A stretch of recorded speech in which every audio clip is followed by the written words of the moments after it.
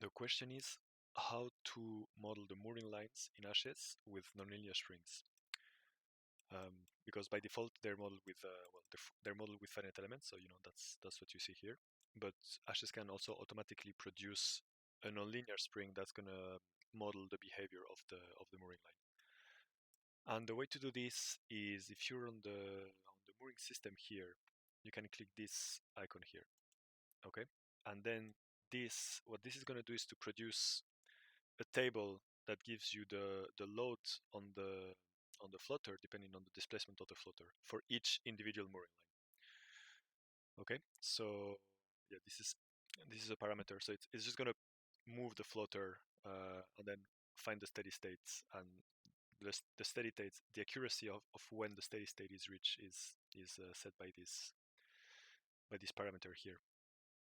So if I click extract, so what you can see here is displacement 1 meter, then 2 meters, because that's what we're doing now. We're moving the mooring line by this much, waiting for steady state, and then extracting what is the restoring force applied by the mooring line.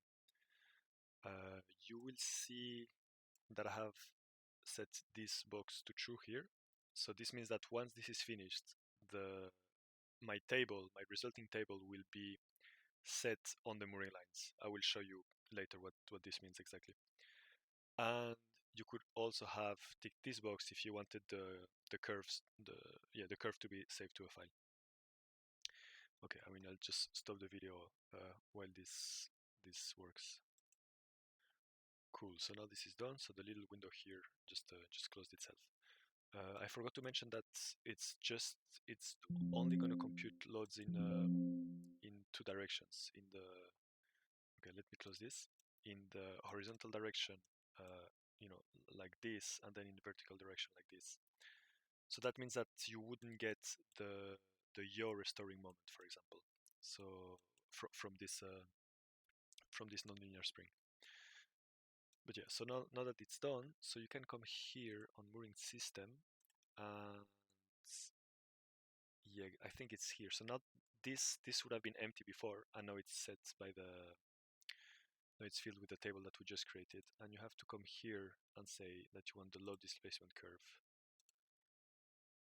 And now you will see that my mooring line, this mooring line here, has disappeared. And you want to do this for, well, you might want to do this for all three of them, all three mooring lines. And there you go. And so now this should give a decent behavior for the floater, but make the simulation faster, and also it will find some modes that you wouldn't have found in the eigenfrequency solver. You will now find them because the mooring lines are modeled as spring. Cool. So I hope this was useful.